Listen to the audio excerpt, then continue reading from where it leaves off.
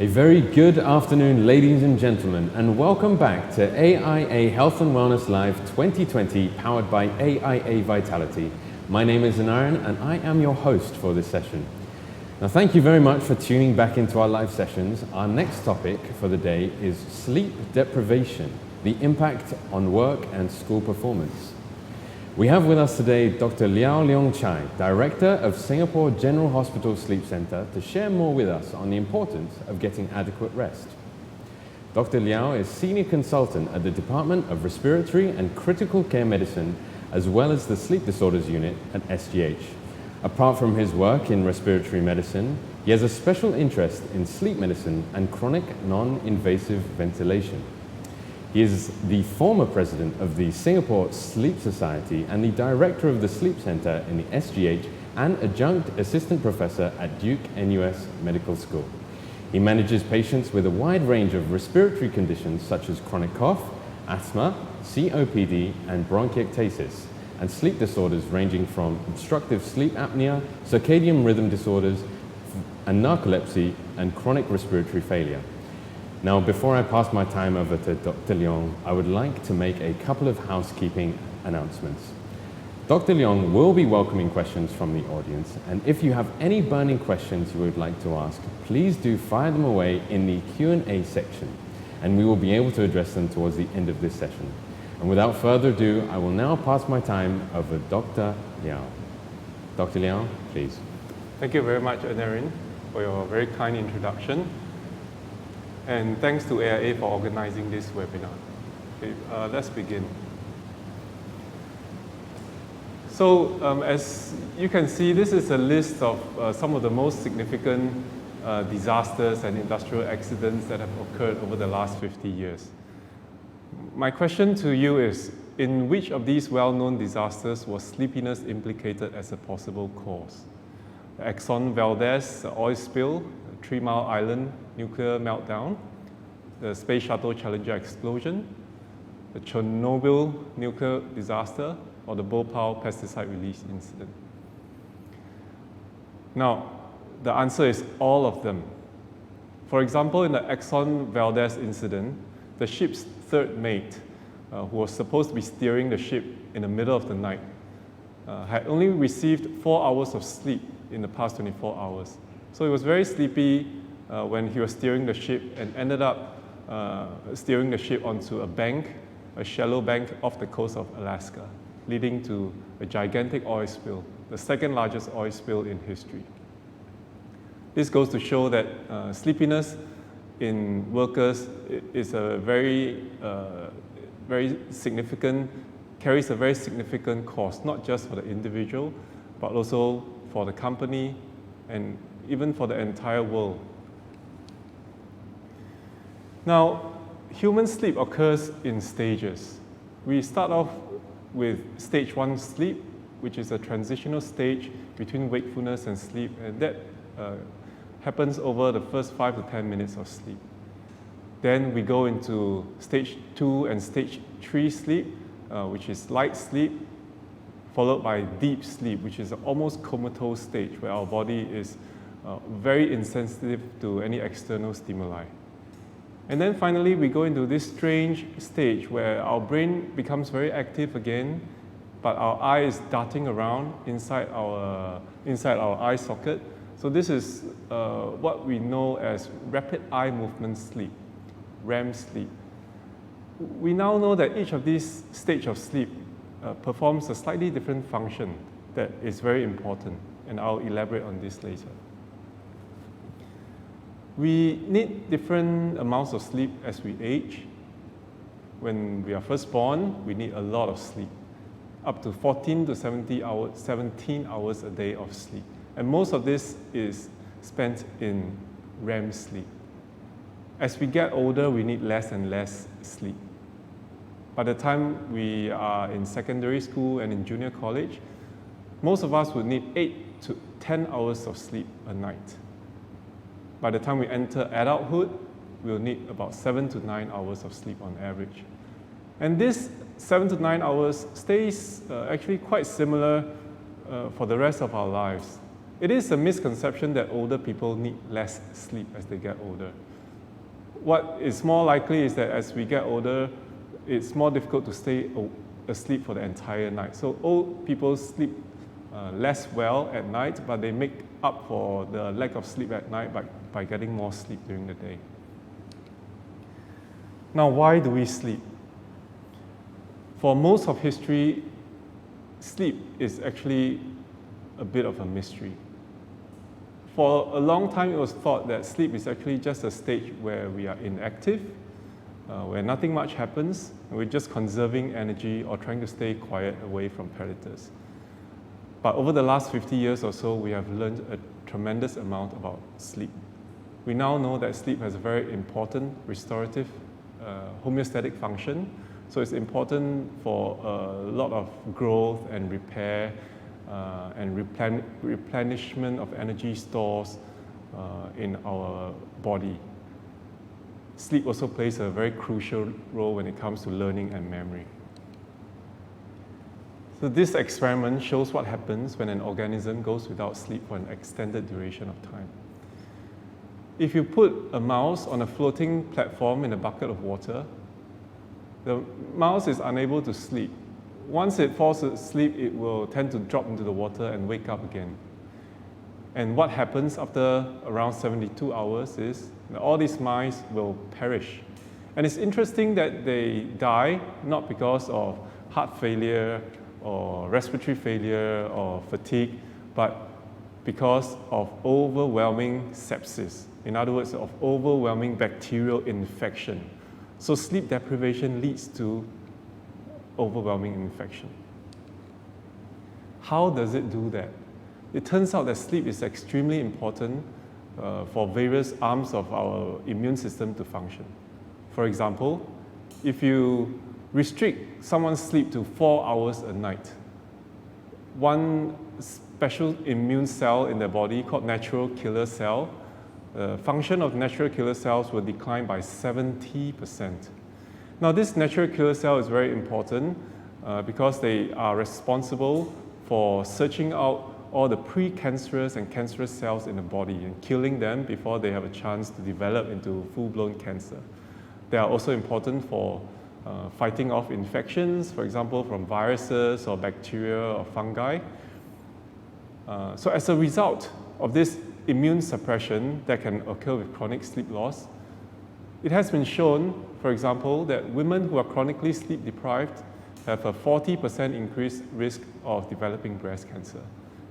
In men who are sleep deprived, they have a 50% increase in risk of prostate and colorectal cancer. This risk is so significant that the WHO has recently released a guideline, this is from 2019, that has classified shift work as being probably carcinogenic to humans. So risk level is group A, meaning that even though the evidence is limited in human studies, there are sufficient evidence in experimental studies to suggest that this is a probable cause of cancer. The specific type of shift work that they're referring to in this study are, for example, nurses, factory workers, flight attendants, or airline pilots. These occupations who does a lot of night shift in a very prolonged manner. So they can, a lot of these people do night shift for years, some for even their entire careers. And so for these people, a lot of precautions need to be taken. So as a result of this guideline, many countries in Europe, for example, have instituted regulations to try and protect these vulnerable populations. For example, by shortening the amount of night shift that they're allowed to do and not allowing them to be a night shift worker for their entire career and being more proactive in doing cancer screening for these populations. Now, the next role that sleep plays could be even more important.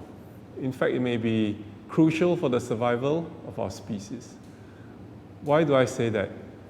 So it has been shown that sleep deprivation in men results in smaller testicles. 1 week of sleep deprivation can reduce testosterone levels by up to 10%. So 10% may not sound like a lot, but the normal decline in testosterone level in men as we age is on the scale of about 1% a year. So a decline of 10% means that chronologically, a sleep-deprived man is 10 years older than his counterpart who is not sleep-deprived. Next, we come to sleep and memory formation. This is something that's very fascinating to me, and it's something that has only come out recently. We know that sleep is when most of our memory is formed.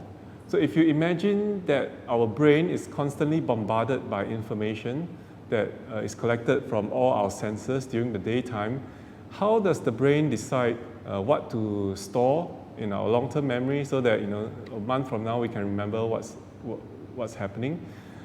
Actually, a lot of this processing happens during sleep, and it happens in this particular part of the brain called the hippocampus, which is a tiny little worm-like structure that's deep inside the brain. You can imagine this thing, this hippocampus, as almost being like your email inbox. So what happens during sleep is that the hippocampus will process what's important and what's not important, and then send the stuff that it thinks is important to the cortex, that means to the outer, the thick part of the brain, where it is permanently hardwired into our memory, so that in the future, if we need to recollect, it will be there. Also, it turns out that different stage of our sleep performs different types of memory processing. So for example, in deep sleep, that's when our declarative memory is formed. The declarative memory refers to things like remembering facts and concepts. So these are things, of course, which is very important for students, for example, who are studying for exams. In REM sleep, remember I was talking about the stage of sleep where the eyes are moving around and people are dreaming. So that stage of sleep is very important for the processing and formation of procedural memory. So procedural memory refers to things like muscle memory, for example, playing the piano or riding a bicycle. So that requires good amounts of REM sleep to achieve.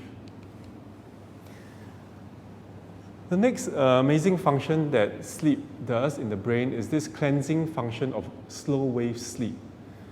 Now, our whole brain is bathed in a special fluid called the cerebrospinal fluid. And this fluid is responsible for supplying nutrients to the brain, but also for removing waste products from the brain cells. Now, how does it remove waste product from brain cells which are deep inside the brain? Because the CSF, or the cerebrospinal fluid, remember, just on the outside of the brain. And the brain cells are packed so tightly that nothing can get in. But it turns out that during sleep, in particular during slow wave sleep, the brain cells start to do something very amazing. They start to contract and relax in a very synchronized manner. And this is what's happening if you look at the infographic here, the waves that are pulsing through the brain in red color. That's the brain cells contracting and relaxing in a synchronized manner, almost like the Kallang wave. So when they contract, they leave some space in the middle of the cells, and that causes the cerebrospinal fluid to wash in and out of the brain, to clear all the waste product from the brain. And this is very important because the waste product that they are clearing turns out to be include something called beta amyloid protein. And beta amyloid protein is the substance that is responsible for causing Alzheimer's dementia. So Alzheimer's patients have a lot more amyloid protein, beta amyloid protein in their brain. So perhaps there is a link between lack of sleep or poor quality sleep, or in particular lack of slow wave sleep, which may increase the risk of development of Alzheimer's dementia. It may be that if you can improve someone's sleep or improve their slow wave sleep, you can even improve their dementia symptoms. So this is something that scientists are actually working hard on. The next thing I want to talk about is oxygen levels during sleep. The first circle on the left, that's the normal oxygen level of someone who's asleep. Should be close to 100%. But this is tracing of a patient with sleep apnea, obstructive sleep apnea. So the oxygen level can go down to as low as 70% repeatedly during sleep. This can happen 50, 60 times, or even 100 times every hour, so more than once a minute. So if you can imagine this amount of oxygen deprivation happening every night is bound to cause a lot of problems, in particular cardiovascular problems. We know that sleep apnea patients has double the increased risk of stroke, they have double the increased risk of sudden cardiac death, 5 times the risk of cardiovascular mortality, and 57% increased risk of having irregular heart rhythm called atrial fibrillation. Sleep deprivation kills. People who sleep less than 6 hours per night have twice the increased death rate from strokes and heart attacks within 15 years. So part of my talk is to talk about sleep, the impact of sleep deprivation in workers. Now, sleep deprivation carries a huge economic cost. So it's estimated that sleep deprivation causes a GDP reduction on the order of 1 to 2% in most developed countries. Now, this study actually is from an AIA Vitality survey that was done last year in Malaysia. And this is the first study that was commissioned by AIA to survey workers from 230 companies in Malaysia. So almost 18,000 workers were surveyed. And they showed that sleep deprivation is extremely common. So almost 60% of all Malaysian workers sleep less than 7 hours per night. I'm sure the number is pretty similar in Singapore, if not worse. And almost 1 in 5 of the workers surveyed have poor quality sleep or reported feeling tired or fatigued. It is quite a well-known fact that Singaporeans get very little sleep. In fact, I think I saw an article a few days ago which showed that Singapore has ranked number 1 for the least amount of sleep among all these countries that have been listed here. But if you look at these graphs, this is from an app that was released by a sleep health company. So they managed to capture data from hundreds of thousands of people who downloaded this app, and it showed very well, if you look at the wake time and the bedtime, Singaporeans sleep almost the latest compared to all the other countries. I think only Spanish people sleep later than Singaporeans at almost midnight, but Spanish people have the luxury of waking up late. They wake up at almost 8 o'clock, but Singaporeans still have to wake up just after 7 to get to work. So as a result, Singaporeans get very little sleep, less than 7 hours per night for most people. We know that being sleep deprived is almost the same as being drunk. So this has been shown repeatedly in the literature. If you go without sleep for 20 hours, that is equivalent of functioning at a level with a blood alcohol level of anywhere from 0.05 to 0.08. So legally, if you have a blood alcohol at that level, you are considered to be drunk. So being sleep deprived has the same effect. But of course, it's illegal to drive when you're drunk, but the laws against driving when you're fatigued is not so quite clear-cut, but the effects are very similar. For example, I'll just show you some evidence of what happens when you try to drive when you are sleepy. So this is actually a police driver who fell asleep at 3 p.m. after lunch and crashed into a railing and injured his fellow passenger, who's another officer. So ended up getting jailed, and I suspect that this gentleman here probably have obstructive sleep apnea as well, as being sleep deprived.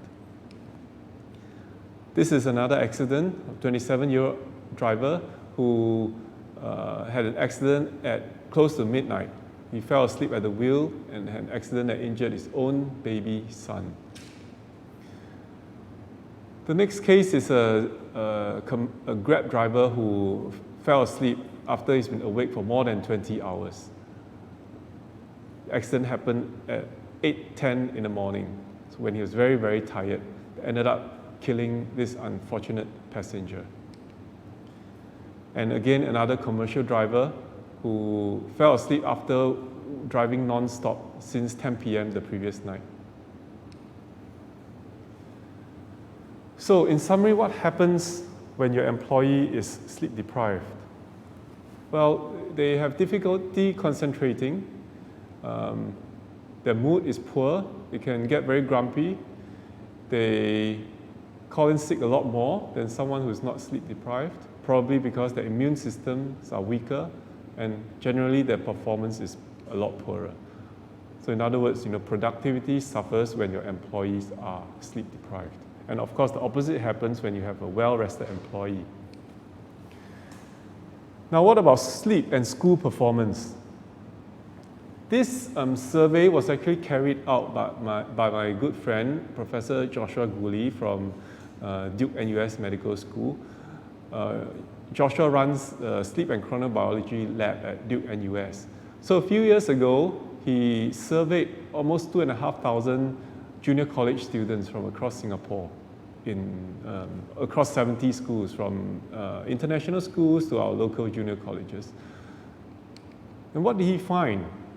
Well, almost all of them are sleep deprived almost all of them sleep less than 7 hours. So if you add up the blue bars for the people who sleep less than 7 hours, you can see that that is about 60 to 70%. So 60 to 70% of our adolescents sleep less than 7 hours a night. The orange bars are what happens on the weekends. So because they are so sleep deprived, most of them sleep in on the weekends quite often. In fact, more than half of them sleep more than 9 hours on weekends. So in the same survey, what they found was that teenagers who slept less, they have difficulty waking up in the morning, they suffer from daytime sleepiness, they have a lot of napping during the day, they drink more coffee, they are at double the risk of being overweight and depressed. So in response to this, what Joshua and another of my colleague, Professor Michael Chi, who is now in NUS, they started this initiative to delay school start times. So, for example, in Nanyang Girls High, which is one of the first schools that did this, they delayed their school start time from 7:30 to 8:15. So as a result, the students are able to get, on average, around half an hour more sleep every day.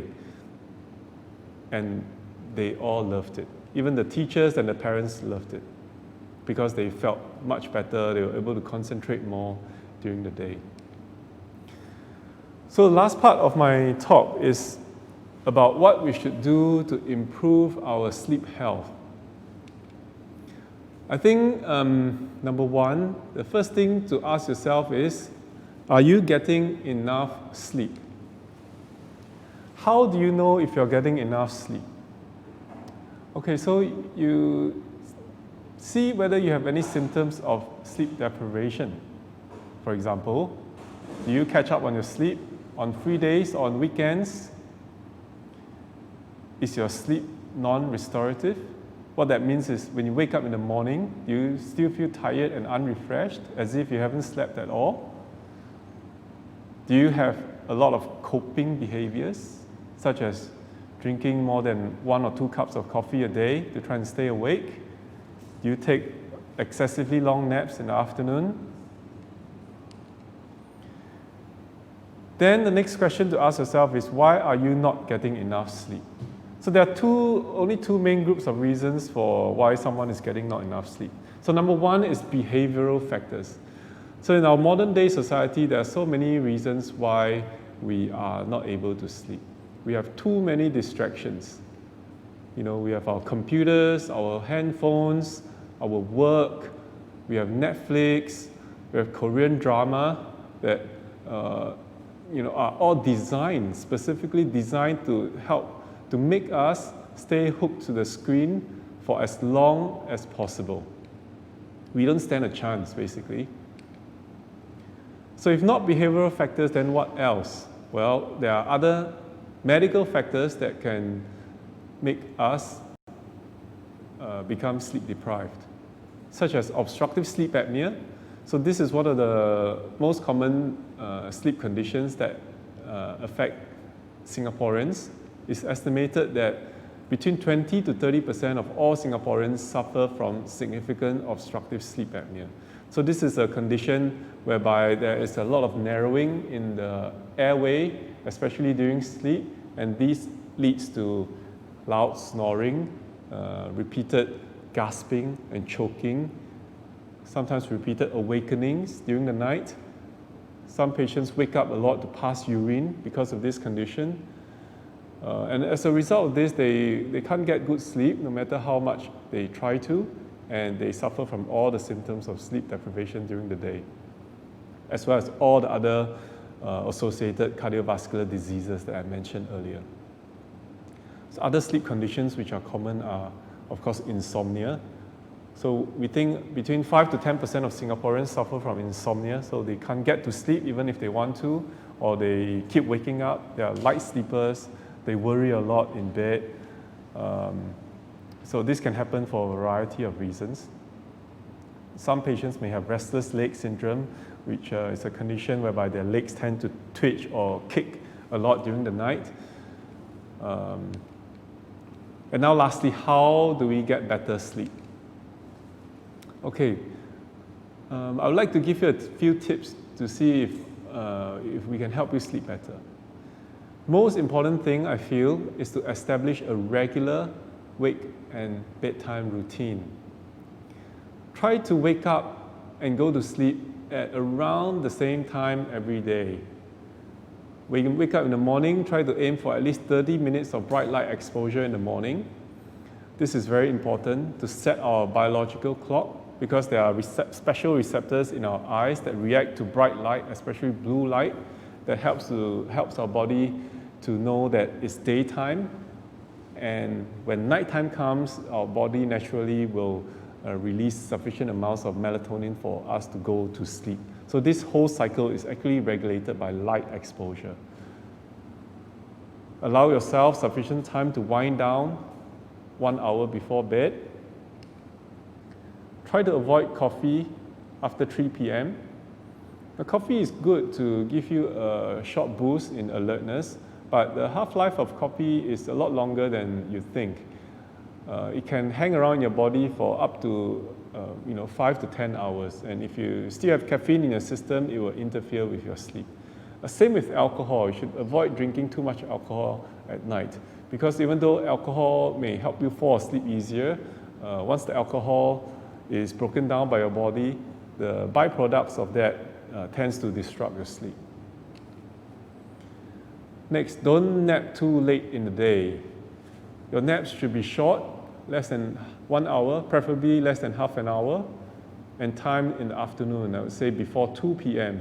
So a short nap is very good and it's very healthy to give you a boost in your alertness, especially in the afternoon where it's natural to kind of have a dip in your alertness level. And a lot of cultures do this. For example, in China or in the Mediterranean countries, they like to have their afternoon siesta for this reason.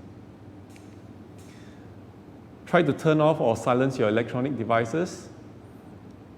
Try not to keep your handphones in the bedroom. Try not to respond to email or notifications at night. So the light that comes out from these devices can mess up your body clock and also just disrupt your sleep by interfering with your rest. The bedroom should be a dark, quiet, and comfortable environment. Try to prioritize your sleep. Sleep is a matter of life and death. It's a necessity for your well-being. So try to aim and give yourself at least 7 to 8 hours of bedtime every day. And when do you seek medical attention? I think you should see a doctor or sleep specialist if you're feeling frequently fatigued or sleepy, even if you have had sufficient sleep. You should see a doctor if you experience loud snoring or if your bed partner notices that you are gasping or choking when you are sleeping. If you have persistent insomnia, especially if it lasts for more than 2 to 3 months, if you're falling asleep while driving, if you have poor sleep and it's interfering with your memory, or if you're just having recurrent disturbed sleep at night. Now in SGH, we've just moved into our new sleep center a few months ago. It is in a spanking new part of the hospital. We are the largest and most established multidisciplinary sleep center in Singapore. And if you come and see us, and if you need to have a sleep study in our sleep center, this is the laboratory or the sleep lab that you will be doing it in. You can see you have a beautiful view of the shophouses in Kampong Baru.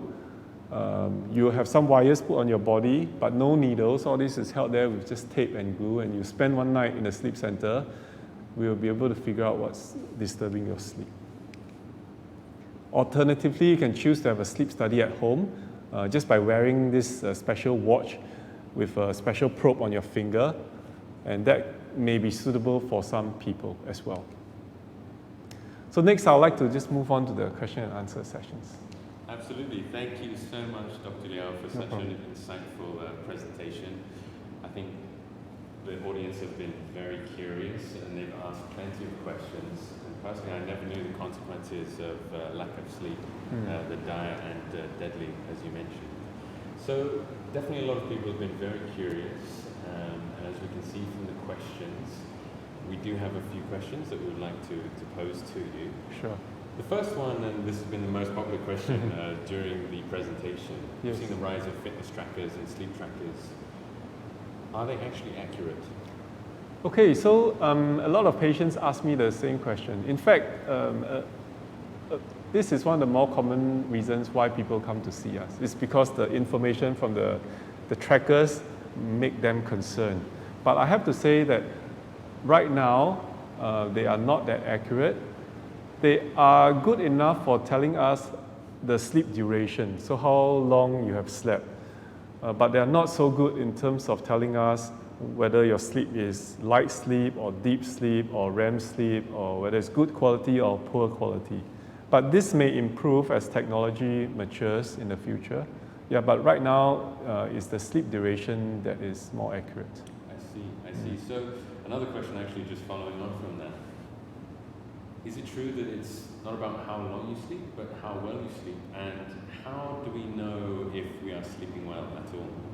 Yes, I think both are important. So you need to have sufficient duration of good quality sleep. Of course, everyone is different, but for the most people, I would say we will need 7 to 9 hours of sleep.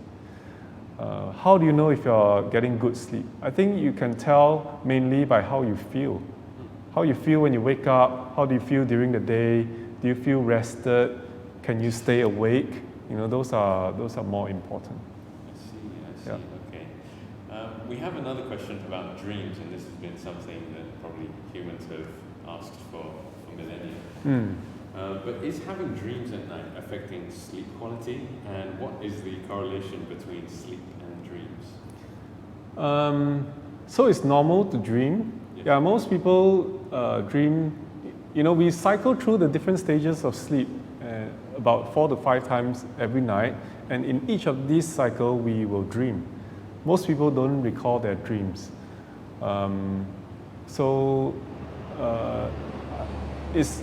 We still don't know about whether dreams have any significance or not. I think that's something probably a psychologist would be more suitable to answer.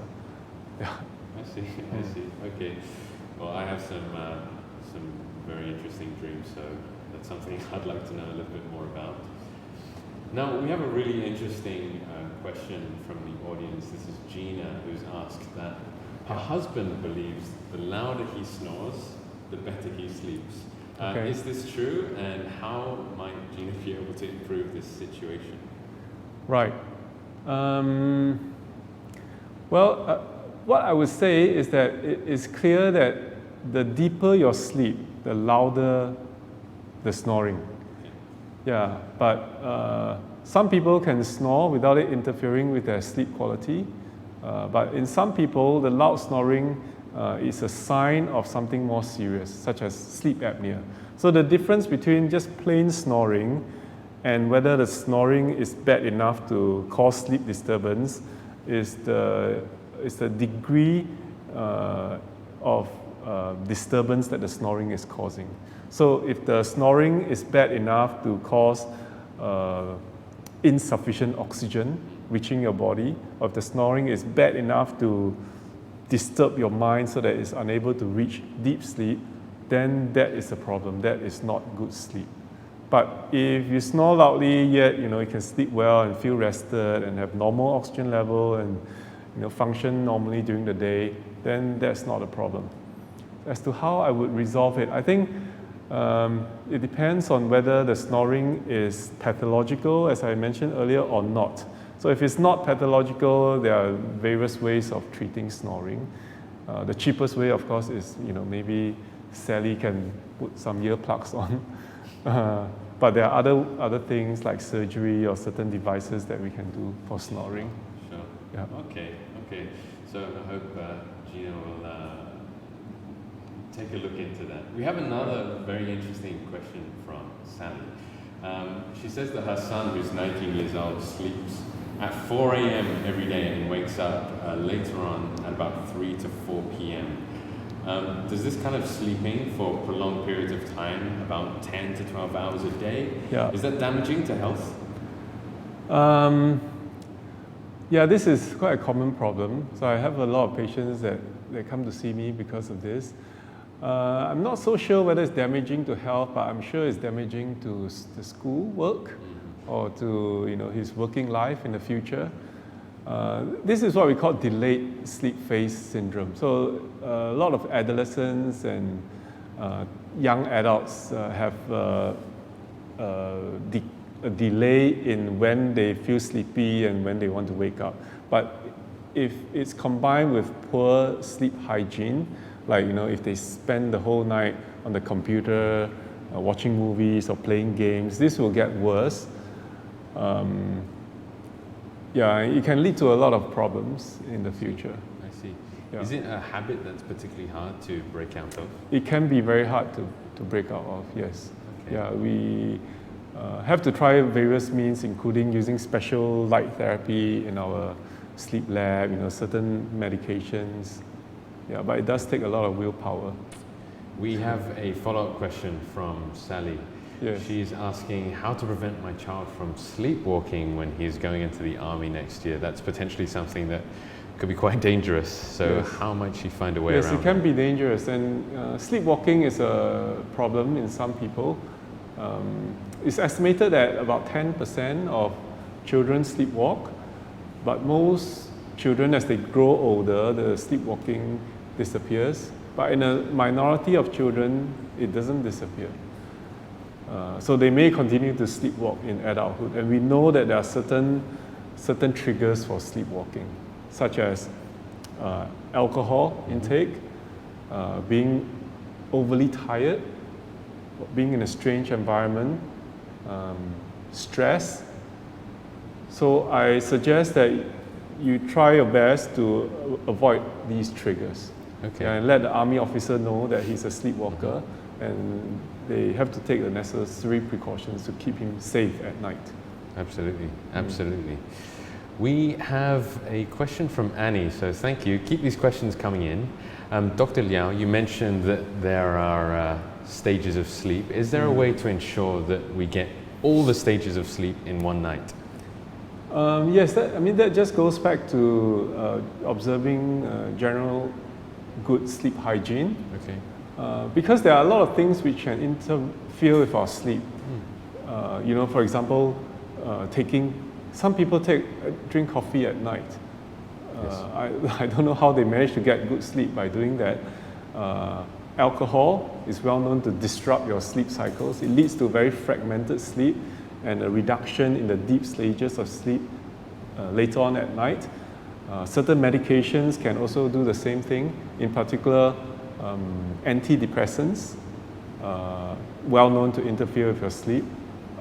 Other medical conditions like sleep apnea, restless legs, all these can interrupt our sleep cycles. Yeah. The other thing is, in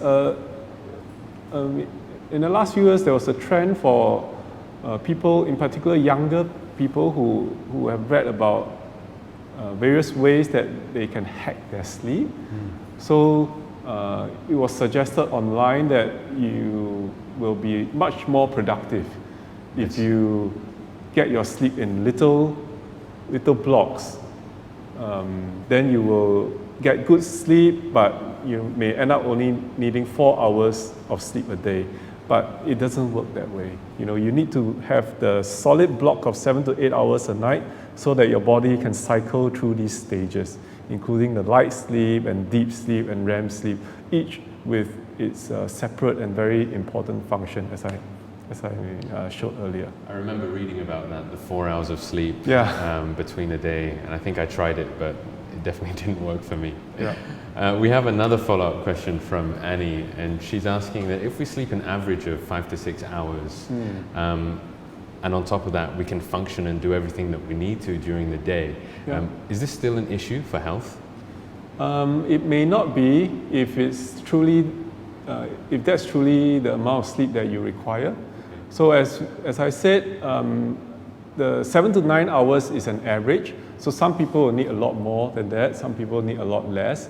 But bear in mind, the vast majority of people will need 7 to 9 hours.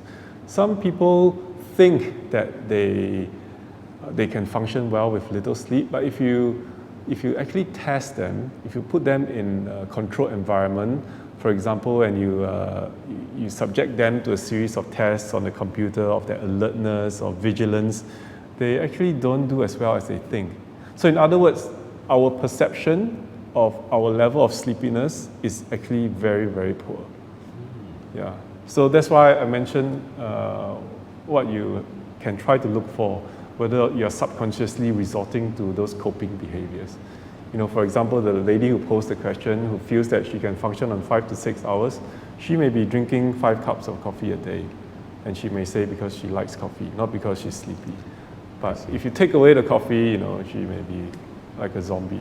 So it's just one example. But it may be that you are an outlier and you only need 5 to 6 hours, in which case, congratulations, you're blessed genetically. Yeah. I see. Okay. We have a question from Alicia. She's asking that, okay, if we need to sleep 7 to 9 hours a day, and actually a lot of us might be able to, but we still feel tired. What do you think some of the reasons might be behind still feeling tired? Number one, it depends on whether the 7 to 8 hours of sleep is good quality sleep. So whether there are any other conditions that are disrupting the sleep. That's number one. And number two is, some people might need 8 to 9 hours, for example, to feel fully rested. So those are the possibilities. I see. Okay. We do have another question. How can we make an appointment for a sleep test? So you'll have to see one of the sleep specialists at the sleep center. So you can be referred through a polyclinic doctor or through your private doctor, or you can just call up the sleep lab to make an appointment. Yeah, I'm sure the phone number is online somewhere. Okay. Do we need a reference in that case? You don't always need a reference. If you come through directly, then you will be classed as a private patient. Okay. So the subsidy rates will be different. But if you get a referral from a polyclinic doctor, so it will be subsidized, government subsidized rates. Excellent. Okay. Unfortunately, that's all we have time for today. And it's clear that leading healthier, better, and longer lives is not just about eating right or even just staying active. It's about getting sufficient rest and sleep, and that's very important too. And that's something that many people overlook. So once again, thank you so much, Dr. Liao, for joining us today and sharing all this amazing information with us.